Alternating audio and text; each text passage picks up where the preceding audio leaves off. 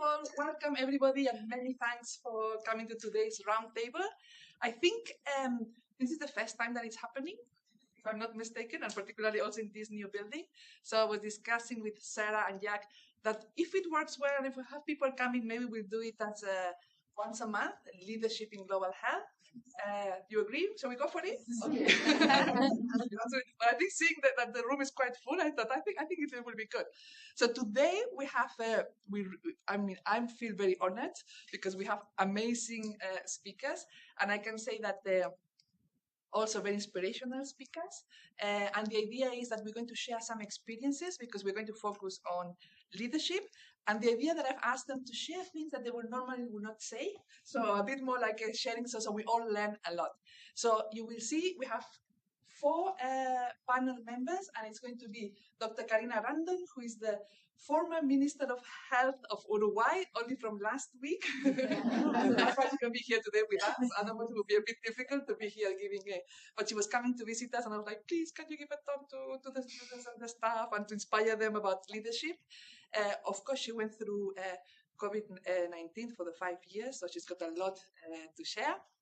Then we've got Dr. Jessamy Bagenal, who is a chief senior editor from the Lancet. So all of you, Lancet, remember, for academia is very important for our publications. But she's coming here to share her experiences in terms of leadership because she also sits in the senior leadership group in the Lancet. So she's also going to share some experiences there. Then we've got Professor Katharina Hauck. I think maybe most of you know her, professor here at the School of Public Health.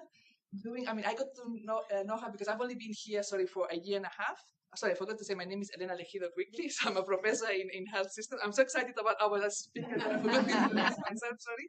My name is Helena Legido-Quigley, I'm a professor in health systems. So I got to know Katharina in one of our away days for the School of Public Health, and I was like, she needs to be in this panel because she was crucial in terms of the COVID pandemic, doing some of the economic modeling. So I thought it was fascinating. So we'll hear from her. And then we've got Nisreen Shehada, because for me it's very important when I organize these sessions to have MPH student views, the younger generations that are supposed to tell us what we need to do better. So this year is Nisreen, but next year it could be any of you. So be prepared for me sending you an invitation. So we're going to start, if you can join us here. And we'll do around, it's going to be around 40 minutes, and then we'll open for questions.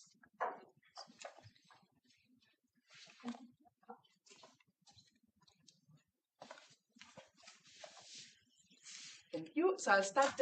I have a first question for all of you, and maybe we can start. You want us to start maybe at the back, and then we do it the other way around. So we start with Jessamy. So I wanted for all of you to think of 2 qualities that, in all your experience, you think it's important for leadership. And then, if you don't mind sharing, as I said to the group, that we will focus more on your experience. So if you can share something to share with the group in terms of actions. So Jessamy, you want to start? Yeah, sure. So I think I was thinking about this. My 2 leadership sort of qualities that I really admire and respect and that I think are crucial are trustworthiness and being able to share power and collaborate. So a bit on trustworthiness, I think, the ability to sort of work transparently and inclusively and to deal with uncertainty and build trust through that uncertainty and through that vulnerability is so powerful. And I've been really privileged to lead lots of commissions and series on the Lancet side, and often driven by incredibly inspirational women. And what I see about the way that they build trustworthiness is that they're not afraid to tackle uncertainty, and they're not afraid to have space for difficult conversations and to be vulnerable in that and to share power and to acknowledge other people and listen to different voices, whether that's in the community or whether that's academics, researchers or patients. And I think that ability to build trust is so crucial in our health systems, which are essentially all about power, whether it's the power that you have as a clinician with a patient or the power that you have as a health minister over your health, sort of systems and staff. There's a lot of power there, and with that power, you have to be able to build trust, and that ability to have trustworthiness is really important. And then I think on the sharing of power, similarly, I think that ability to share power that isn't just about your own, the leadership that you have and the power that you have, but bringing people in and acknowledging other people's expertise, that's a really crucial part of where we are at the moment. When you look geopolitically and you see people who are, for the most part, upset with institutions, that institutions haven't been working for people. And I think that that's understandable. But when I see the Lancet or Imperial, one of the problems that institutions or governments, institutions have had is that they haven't been inclusive and diverse enough. And we're in this strange paradoxical world where that diversity and inclusion is being targeted as a reason for the failure. But actually, I think it's symptomatic. So those would be my two. Thank you. Katharina, would you go next? Yeah, so I mean, my experience really stems only from academia. I have only ever worked really in academia. And what I think is interesting about leading projects in academia is that we are trained to work on, not in teams really, but on our own, sitting behind a computer. So many hours are spent, at least in my subject area, in a relatively lonely kind of context. And but I truly believe that also in academia, the power comes from teamwork and working together and bringing different disciplines to work together. And that is, I think, very important for my work and for the team that I work in. So I think the first is to break through this kind of academic approach that is focused really on single disciplines, and recognize, I think, and have an understanding what contribution each member in a team can bring. Because I think also that some people maybe don't realize what is their strength, and to help all team members work out what it is that I can contribute to a specific project. I think that's a really important skill for a leader to recognize that. So that would be really my first. And the second one is to develop a common mission, to have an idea of where the journey goes. And that's sometimes really difficult, because if you have the people who are used to working highly independently and who are trained to work highly independently, to get them together and develop this kind of joint mission of where the journey goes, I think that's really important. And if you are marching as a leader in one direction and then you turn around and you see no one is following you, then there's not much leading in this. So I think this is my two takes on academic leadership. Thanks a lot. And now we're moving to the minister. You can see that ministers are very busy, and the colleagues. Sorry. I didn't. Okay. As a minister, I really had a lot of experiences related to leadership, and as a woman minister, there were some special things that it would be nice to share with you. And I was thinking about the two important things that are mainly a little bit more related to leadership, female leadership, than to male leadership, that are the ability to manage crisis with efficiency and precision. Sometimes women are able to do a lot of things at the same time, very organized, and that is something that has been described as one of the characteristics of female leadership. And the other one that is very, maybe a little bit more obvious, is the empathy and the humanitarian and ethical approach, the compassion,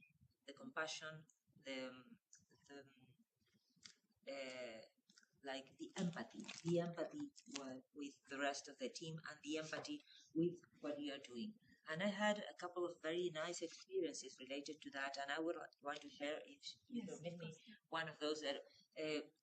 Remember the COVID pandemic, where there were a lot of ships, cruiser ships around the world with people infected, and no one wanted to get them into their ports because of the being afraid of contagions their own population. A lot of people died there. A lot of people commit suicide in the ships. It was really terrible. And what happens in Uruguay, that there was one cruiser that was at the south of South America, and the entrance to the port of Chile, Argentina, and Falkland Islands was denied, and there were more than 100 people with COVID in the ship. So they came into Uruguay, and the ship was just 20 kilometers from our shore, from our port, And the government, the president, came to me and to my team and said, well, we don't know what we are going to do with that. And I immediately, as I think that is a kind of female reaction, I said, I cannot understand your question. You're asking me what are going to do? The question must be, how are we going to do it? You cannot say no. Of course we are going to take care of them. And he was like, how are you going to do that? I said, give me the time. He said, okay, it's your problem, then solve it whatever you can. That was the reaction. And I said, well, in 48 hours, we managed to build a team of 21 people, young people, very skilled in anesthesia, intensive care unit. I just called them, a lot of students and a lot of residents I knew, and I said, there is a ship, we need young people who speak English. There was an Australian cruise ship, most of them were Australian, some of them were British. So I called one by one all these doctors, and I said, we need you. Are you being able to be here on Saturday night to organize the rescue? Everybody say yes, and in 24 hours, we have every ready. We rescued the ship. We gave assistance to all of them in the ship. We decide which one has to go to the ICU, which one has to stay at the ship, and who is going to go back to the land in different hotels. And I think that empathy with those people was one of the main characteristics, and was empathy not only with people, the passengers and the crew, but also empathy, building that empathy with the team that was going to build, explaining them, well, this is a matter of life and death for these people. We are doctors. We need to put our main the first thing is to save their lives. So I think that was a very interesting and important example of female leadership. That was really, I mean, Uruguay is very proud of that. There is currently a movie about that, and well, it was a big deal about. Cruiser was Greg Mortimer. If you want to see something about that, you can go into YouTube, and there are a couple of books and about that. And well, the main reaction was a female reaction. What are you asking for? They need help. We must give help. That is one of the messages I would like to share. Thank you for sharing that. So hi all, I'm an MBH student here at Imperial, but I'm also a dentist. I worked for 4 years as a dentist and healthcare professional back in Palestine, Gaza specifically, where I came from. And I think one thing that I can share from my little experience comparing to the amazing leaders that I'm sitting with today is resilience. Resilience as a concept in leadership. From where I come from, there was always lack of multiple things, lack of treatments, lack of resources, lack of even like healthcare facilities. And I witnessed firsthand women coming out with like creative solutions to big problems that without these women, this solution wouldn't even. So yeah, I think resilience and being flexible with the circumstances that you are in, and not surrender to whatever challenges you are living in. It can be hard, but you can, as women, I believe that we have the capacity to do a lot of things. We have the capacity to achieve, and we also want to emphasize that we have the empathy, and this is something that really I think it's very special for us as women that we have this empathy that can drive us to do more, to deliver care, and to create solutions when everything is hard. Thank you for that. I think we had an excellent first round. I think you will all agree. I'm digesting the two qualities. So we've heard a lot about trust. We've heard about building a team, not working on your own as an academic, and making a way of working together. We've heard about empathy, resilience. So I think these are characteristics that are emerging as a good leadership. Now, the second round is challenges. So this is normally what you would not read on the papers and this is more difficult to share. But I really asked them, do you mind sharing with everybody so we all learn together some challenge that you have faced as a female leader or early leader? So we're going to start this round. So we'll start with Jessamy again, if that's okay. Yeah. So I was thinking about this, and this is my honest answer. And it's not one that's complete. I'm still very much on this journey. But I trained as a general and a breast surgeon in the NHS for about 10 years, and then did various different jobs, and then came to the Lancet. And I have realised that I'm a really good busy bee. I really excel in academic structures where the expectations that are sort of put on me, I meet them, I want to be the best at them, I really try and deliver everything.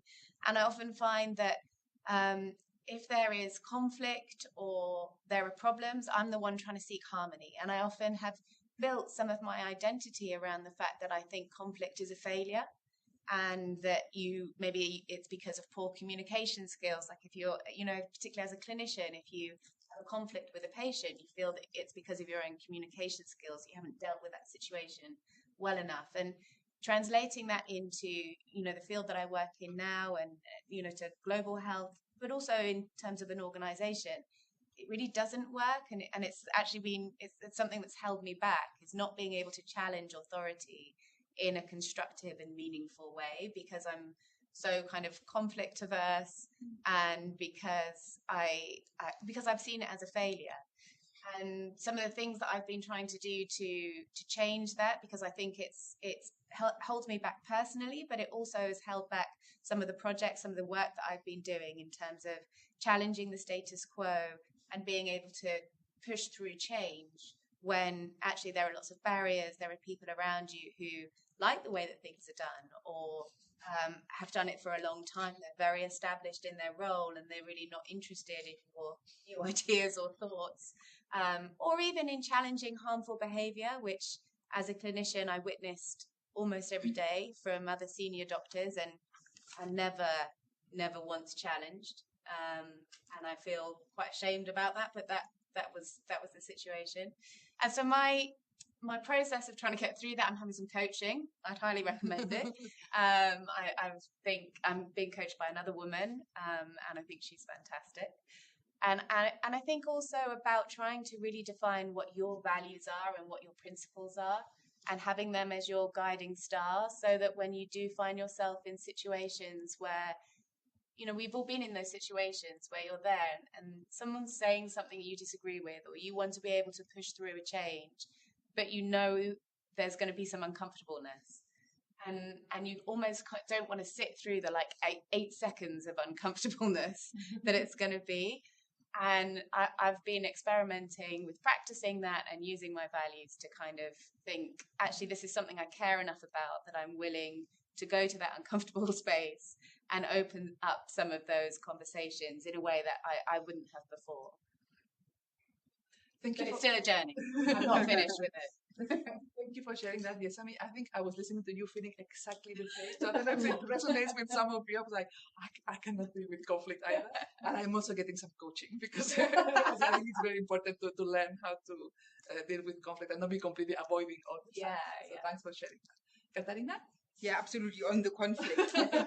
Once you realize, though, that people are relieved, actually, sometimes so when you openly speak about conflicts. Yes. Yeah. Because lots of other people, often women in the room, are thinking the same thing as you, but they don't really know whether we are allowed to say anything.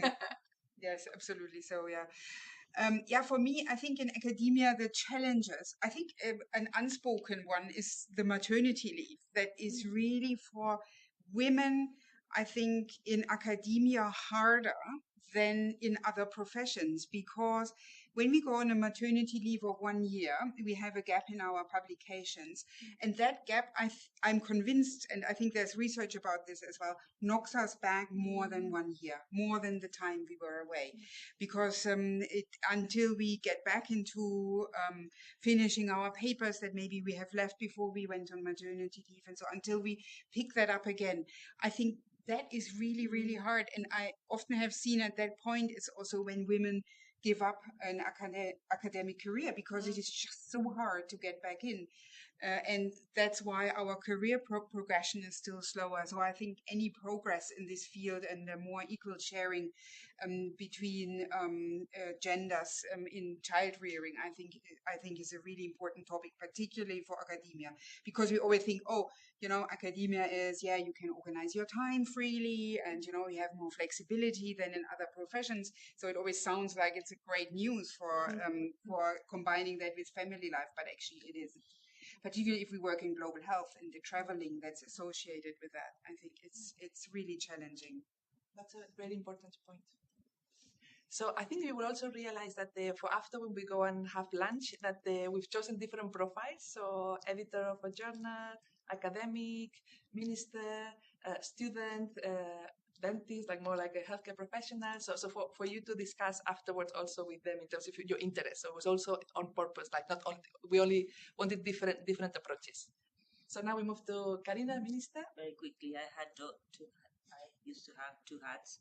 So I was experiencing exactly what she said when I have my two babies. They are grown up now. But it was totally difficult when I was with my hat as a researcher and clinical worker. So I totally agree. But in this moment, I'm talking as a minister.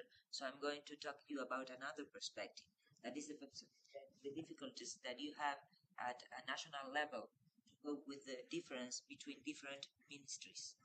The Ministry of Finances, for example, or the Ministry of Environment, or even the President, that they may have different interests, and you may have prioritize some certain treatments that are cost effective, that are important for your country, and then you want into the finances and you go into the President, and then they say, well, no, there are other interests that are first. And you said, oh, the population, what they need is really this and not treatment A and not B. And then you have to be very flexible and very comprehensive and try to convince them that what you are doing and what you are proposing is what the population really need. And that is a very, very hard challenge for a minister. And it's a very hard challenge when you're in a decision-making position to cope with all those interests that are around the power and around sometimes I don't want to say it, don't get me wrong, but many times it's male power that has all that interested in helping one or another. So I mean, that was one of the most difficult things, challenges I face as a minister to build up the health policies in my country. There's an example, I don't know if I had time to tell it. For example, one of the most important thing I remember, Uruguay has the highest rate of suicide in Latin America. It is a huge problem. So I would like to make a very conscious, a very build up a program for mental health in the country. And it was very difficult at the beginning. So I had mental health, cancer screening, and another one that others, but just as an example. And I didn't have the money, so I need to sit down with the Minister of Finances and explain. Luckily, she was a woman, so I sit down with her and I explain, well, we have 700 people, but a lot of them are teenagers and young people that are taking their lives away because of suicide. And that is the point of the iceberg. We have a lot of much more problems of that. So we need to put much money in this. And she was like listening to me, and we built a relationship that was more empathic. And at certain point, she understood, and went into the president. And we finally got that resources, $20,000 million to this program, and we in 2 years after that program, we may finally get our suicide rate down for 2 years. So it was really important to that conversation and that personal relation with the Minister of Finance.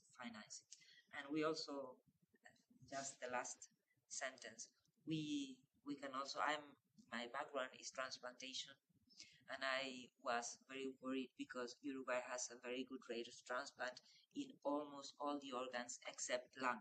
And at the last minute, our last meeting that was like 1 month ago, she told me, and I will also add to the basket of services lung transplantation that is lacking in Uruguay. So I feel very happy with that.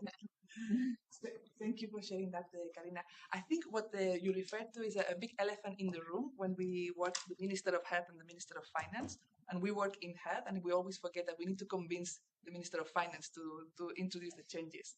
And that's why it's so important to listen to these stories, because at the end of the day, I mean, I don't know if you've realized, but the ministers of health are not normally the most important minister within the cabinets. So the way that you found these ways of working, we need to do that. And we need to work with the finance minister also. You have to explain them, Yeah. and to have knowledge is very important to be quite clear in explaining. I could explain the importance of opportunity cost, the importance of cost effective, the importance of doing primary health care that is much more useful than doing high specialized care. So it was very important to talk with them, and something you have to have in your mind. Yes. Thank you. I think our role as women can sometimes be undermined in certain circumstances because we are women and we are like leading or in leadership positions. And this is one of the challenges that we can face. And I do believe if inside of us, if we believe that we can do it, we will. And we should only listen to that voice and not letting others undermine our capabilities, because if we are capable and we believe on it, we can. Another challenge I think I face is that because I'm coming from conflict zone, I'm coming from Palestine, sometimes I struggle a bit on how to define myself, because I'm not only a survivor, I'm more of other things. I'm a leader, I'm a dentist, I'm a global health advocate, and I like to see myself like this. So this is one challenge that I think I'm still like in a journey in how to prove my capabilities and prove myself outside of the only that I'm a survivor or I'm coming from conflict. Thank you for sharing that. So we're moving to our last set of questions, and then we'll open to questions. But first, Nisreen, I wanted to ask you, as a global health advocate, what advice, and this is a difficult question, what advice can you give us to us that we're a little bit older than you and a bit to do things better? So because we want the fresh ideas coming from the younger generation, and then the rest you can do it with us, but we want to hear from you. Give me a second. Okay. I'm just like speaking. So I think,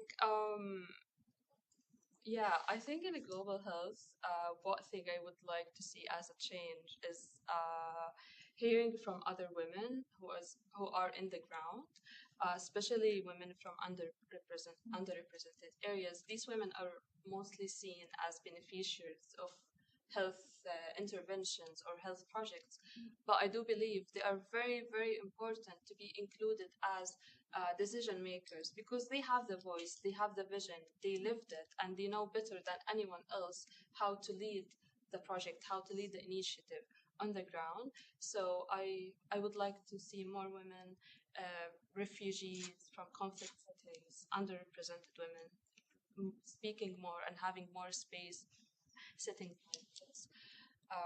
About opportunities, I believe global health holds so many opportunities. And one advice I can give is, I'm going to share this from my own experience, is not to limit ourselves or not to see barriers as barriers, but as an asset to us that can help us move forward and make these challenges into strengths and into change in the ground. Very important. So we need to digest that also, but I think very important point to engage much more leadership at community level. And I think some of us, I really truly believe in that. And at the George Emma is here, we're always working on these ideas.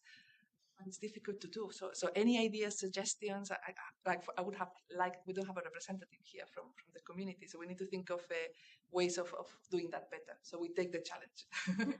Okay, so now to finish and before starting with the questions, I think I just wanted for you to give a bold recommendation on leadership so we can all take home, taking into account that we need to be optimistic. I think we will all agree that we're not going through our best time in terms of global leadership. So I think I wanted for us to, and I think some of us, we might be a bit depressed or a bit, so I want us to leave this meeting on a positive note that it can be done. We can still propose ideas. So no pressure, but a bold recommendation that I think to have a bit of hope that things can get better, that we can have a good leadership. Jessamy? Okay, I don't think I should be prepped for this one, but I'm going to go for it. I think it's an extremely uncertain and worrying time. This is not going to be a one-liner. This is just FYI. This is going to be like me, like rambling. Okay. I think, we're at this time at the moment where people have been unhappy with institutions. And I feel, and I'd be interested to hear what people in the room feel, but that in global health and public health, in a way, we've moved so far away from some of people's core problems on a day-to-day basis that they can't get a bus to the hospital, that maternal mortality remains awful, that 1 in 5 people in England are poor, that 1 in 3 children are poor, and we haven't made any progress on that in 20 years, that we've moved too far away in the way that we talk about things, and we need to. And in that space, in that void, a right-wing populist movement that is sweeping the world has filled it with an alternative reality. And many of those suggestions that they're putting forward are not based on a reality that we know. They're a fictional reality. But they are a solution. They are an alternative version.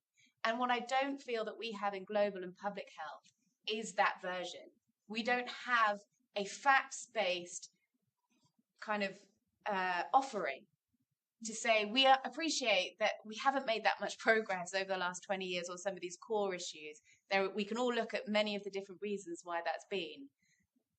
And we appreciate that people have become unhappy with the bureaucracy in global health, with the lack of progress, with the levels of hierarchy, with the exclusion. But ripping it all down and living in a fantasy is not the way forward, and this is the way forward. And I don't think that we have that, but I really hope that you in this room have some really good ideas that we can do, because I don't think people are not bad, people are good, people are sensible. They want to be able to have healthy children, healthy births. They want to be able to get to a hospital. And if we can offer simple things that feel connected to people's real lives, then we will be able to bring a positive movement away from all of the negativity that we're seeing around the world. So, sorry, it's not a one-liner, but a lot for us to digest on that one, but thanks for sharing. Yeah, I think I'm incredibly worried, like all of us now, about development in global health. And I just, over the past weeks, have followed, of course, the arguments brought by folks working in global health about the importance of supporting these programs. And I'm sometimes surprised how not very convincing I find some of these arguments, to be honest. I mean, yes, it is about soft diplomacy. It is about, improving living conditions of populations around the world. But I find this impact that our work has and that investments in global health have, I think we have to make a better case for that. And we can't advocate for everything. What you often see is, oh yes, we need more investment in A, B, C, and D. No, I think we have to be more realistic and say, what are actually the interventions that have the biggest impact?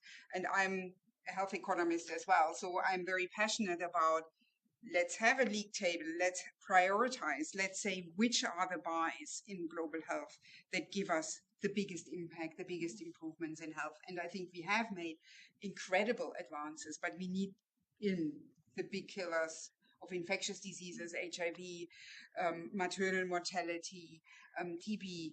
But I think we have to show more and be more convincing about what these advances mean for the world and for people in the global north as well, about these advances. Thank you for that. So I think similar approaches, no? That how do we make the argument? Minister, sorry, it's a tough one now. Yes. No, I would like to wrap up a little bit what I've been saying, and maybe the concept is that usually humanitarian side of leadership is seen by men like a weak thing. When you look things with a humanitarian and compassionate, sometimes it seems like we are being weak as leaders. And what I would like to say or share in a sentence, I've been thinking in this, so I have written it. So because English is not my first language, so I may make some mistake. I would like to read what I think the takeaway message I would like for you, if possible. I would say that, female leadership can integrate strategical visions with social sensitivity. And true leadership is not just making decisions, it's about making a difference. And the most important thing is that compassion and efficiency are not opposing forces. They are not opposite forces. In fact, they are powerful allies in times of crisis. That is what I've experienced, and I would like to share this with you. Nisreen, to end the session? No pressure. I don't have much to say, but to wrap it up, I'm gonna finish it with one quote that helped me during my journey. It's by Gandhi, and it's saying, "Be the change that you want to see." And I believe, as women in leadership positions, we always have to believe in ourselves. If we are believing that we can make a change, then we should work towards that change.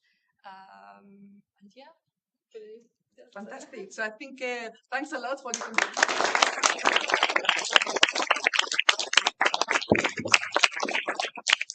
Now we have 10 minutes for questions. So everything you will always want to ask about leadership, the role of women, this is your chance. So who wants to go first? And this is a safe space, so please feel free to ask any questions that you want. Any follows up for specific topics?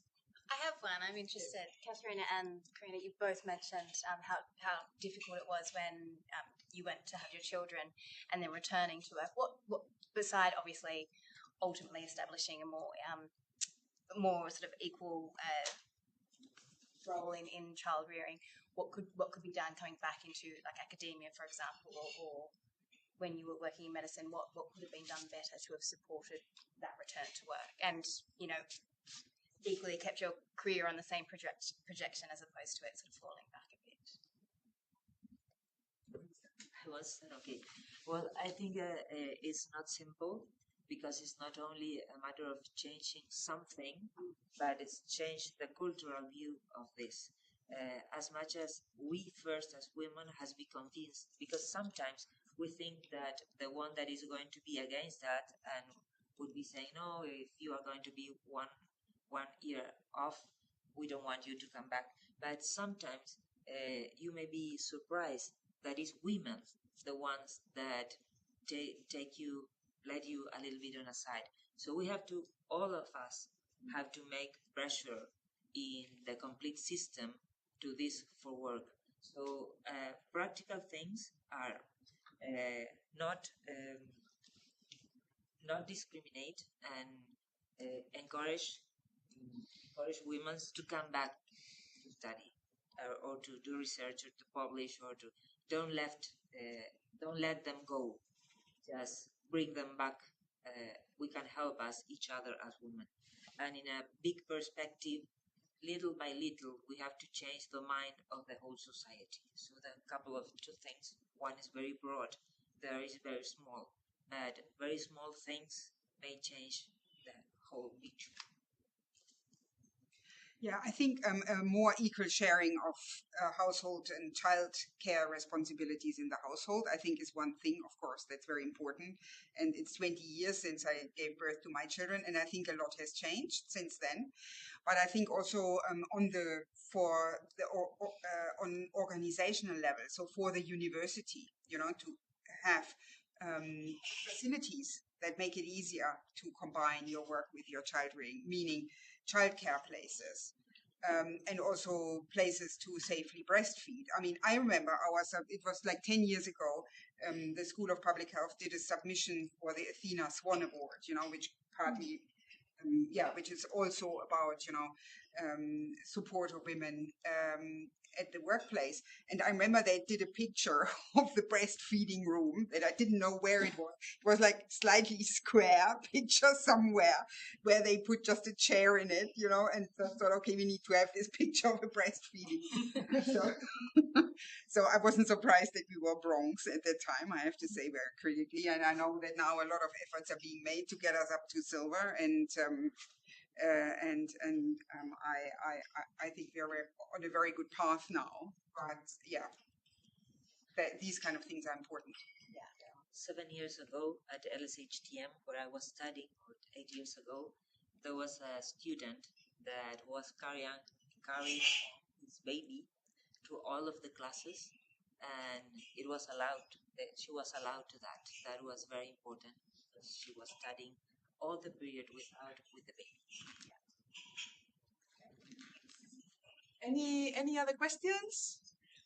We've got one here, one here. Yeah, you want to go first? Yes. Yeah, just following up on this, I wonder if you also feel like, in the same way that women maybe are not more or don't have the conditions to reintegrate after giving birth, is there also a pressure for men not to stay at home?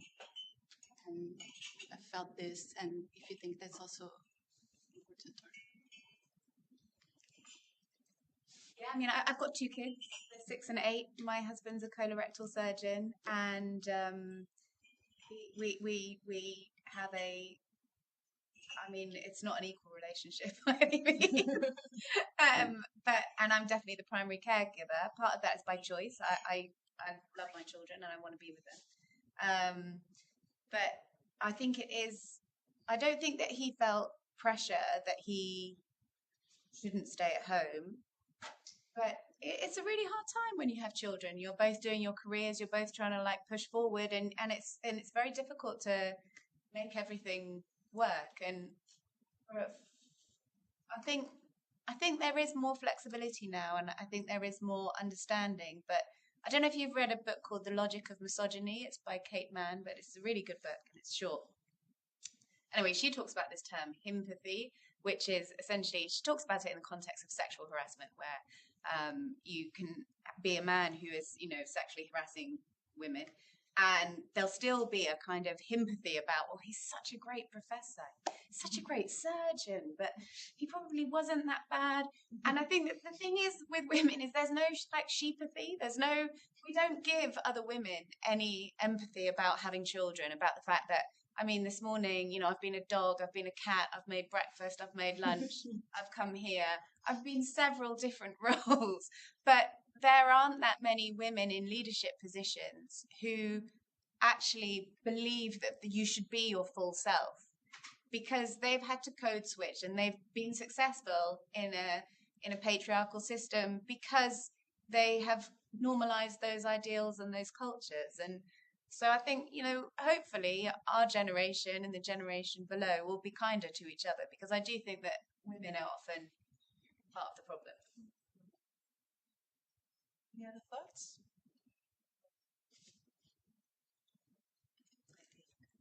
So we have another 2 questions here. Yeah.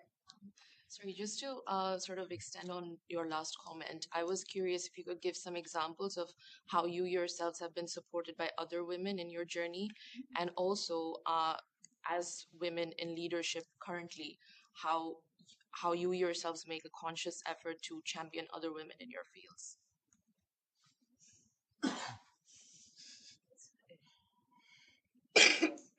It has been very important to have the support of other women, And we have, as I said, we have to help each other, just not because to be against men, that is not true. We have to be with them. As we understand what is happening in the home, in our private lives, whatever, I think that women must be the ones who really help another, mentoring women, listen to them, encourage them to continue. I have very wonderful experiences with a professor of anesthesia that was a woman. She is when she's retired, so a woman that had been one very inspiring. So listening to inspiring stories, listening to others, to the experiences of other women that has been in the same positions is very important. And when you become a leader, you will have to do the same with so it's important to build that along different generations. I think that's very important to to have mentors and to mentor when you have the opportunity. Yes, And exactly. to really be conscious decision that we want to do this, we want to help each other. And it's okay to have, I have mentors. I mean, one of my mentors is Helen Clark. She was the Prime Minister of New Zealand, completely different from me in approach of leadership. And I do that. It's like, I think I'm doing okay. So in terms of it's good to have, at all levels, to have mentors and to ask for advice. We've been mentoring each other than myself these 2 days. We spend a lot of time. How is your leadership style? What can we do better? So I think we need to have these conversations among women also. It's important. Okay, we have a question here. Thank you so much. That was fantastic. I'm just going to give a context as well on the background. So it's a lot to do with collaborating and putting different people from different institutes when you are looking for the change. When you are pushing for the change, it's not one person, it's not one company. It's bringing everybody from different stakeholders, especially with global health. There's insurance, there's policy, there is hospitals, etc. So, and then there's one across, and there is one within the organizations.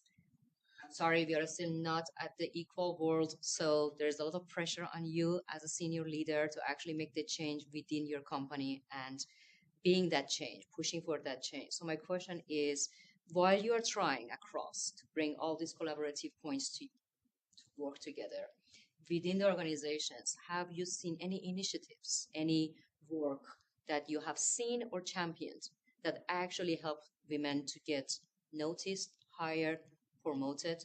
Because we all try to do good, but sometimes it's good to take inspirations. We don't need to reinvent the wheel. We can copy paste. If there is an initiative, if there's a structure that you've seen that we can actually take inspirations from, any thoughts on that?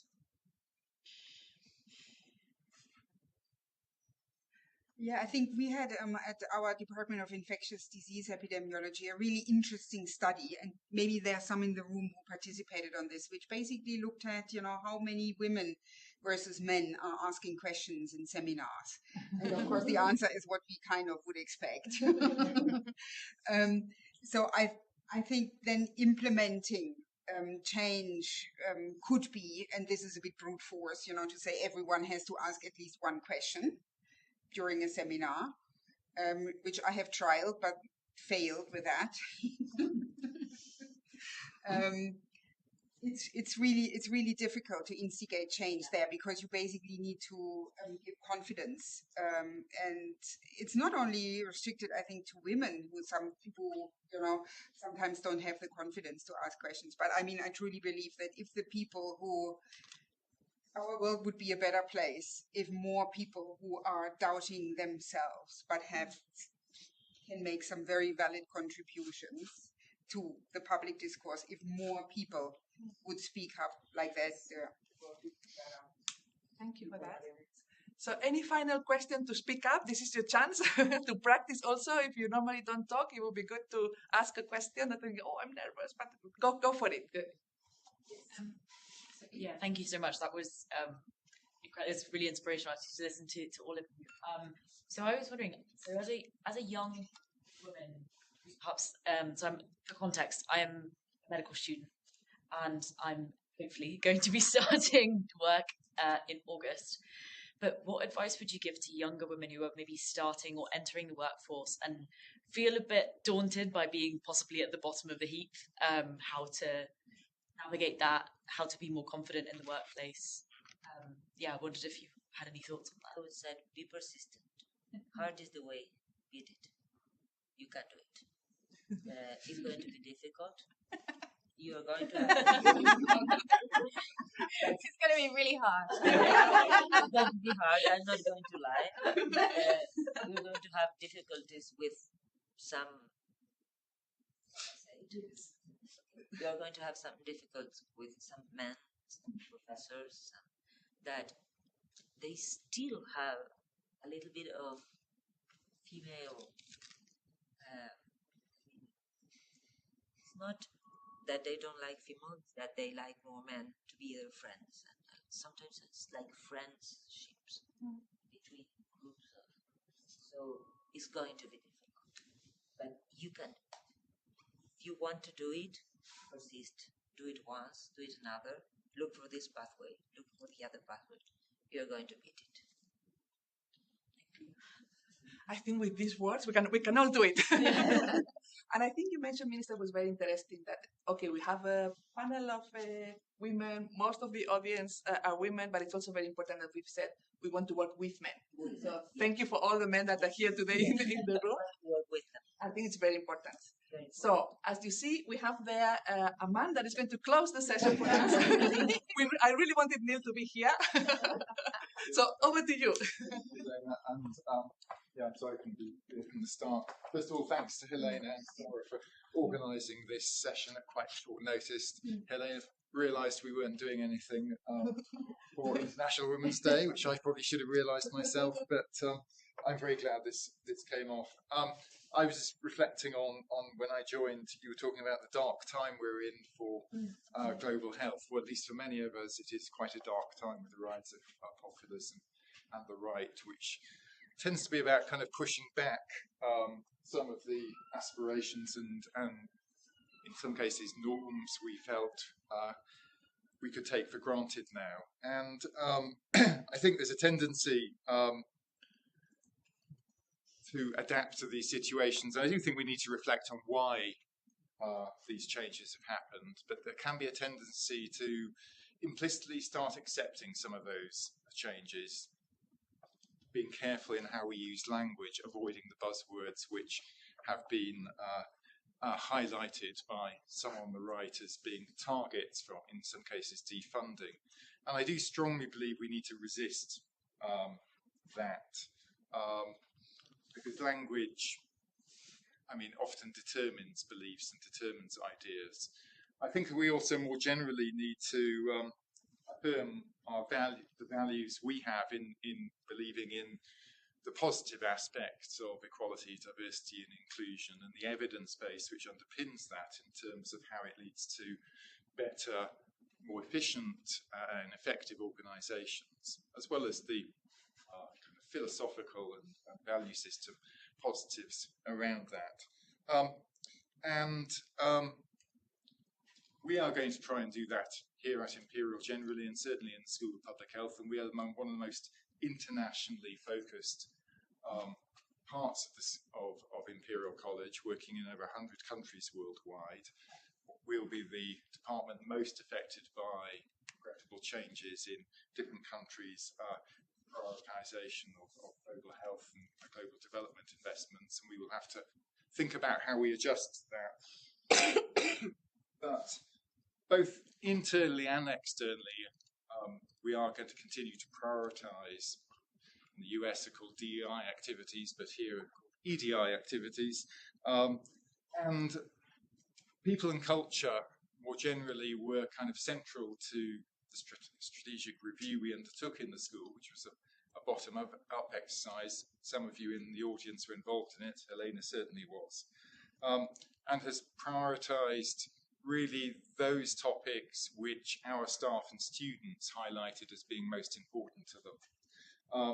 So I'm very pleased, for instance, we step on the road. We're now back up at Athena Swan Silver, and we are going to prioritise doing more. A new initiative is prioritising at the moment adopting a no tolerance attitude towards and systems towards bullying and harassment. And we're trying to invest more as well with a dedicated post. I am conscious in many respects we have a lot more to do. 2/3 of our students are female and less than 1/3 of our professors are female. And the leadership of the school is not completely, but majority male at the moment. But I think we're at least internally in the right direction, and certainly in my leadership we'll prioritise continuing in that direction, regardless of what is happening in the rest of the world. So thank you again for coming, and I think there's a little bit of food outside. Thank you.